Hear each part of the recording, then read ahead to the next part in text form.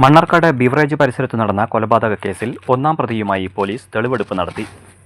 കഴിഞ്ഞ ദിവസം 2 പ്രതികളെയും പോലീസ് അറസ്റ്റ് ചെയ്തിരുന്നു. ഒളിവിലായിരുന്ന മുഖ്യപ്രതി മണ്ണാർക്കാട് കൈതച്ചിറ സ്വദേശി സാജനെ ഇന്നലെ രാത്രിയാണ് കൈതച്ചിറ മാസപ്പറമ്പിൽ വെച്ച് പോലീസ് പിടികൂടിയത്. പ്രതിയെ ബീവറേജ് പരിസരത്ത് സംഭവം നടന്ന സ്ഥലത്തെത്തിച്ച് തെളിവെടുപ്പ് നടത്തി.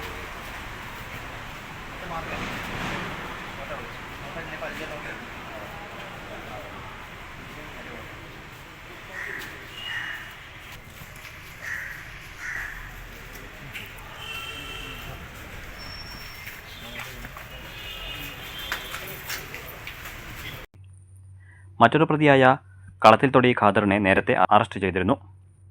മണ്ണാർക്കാട് CI രാജേഷിന്റെ നേതൃത്വത്തിലുള്ള പോലീസ് സംഘമാണ് തെളിവെടുപ്പിനെത്തിയത്. ബുധനാഴ്ചയാണ് കോട്ടോപ്പാടം അമ്പാഴക്കോട് സ്വദേശി കിഴക്കേത്തലയ്ക്കൽ ഇർഷാദ് മദ്യക്കുപ്പി കൊണ്ടുള്ള കുത്തേറ്റ് മരിച്ചത്.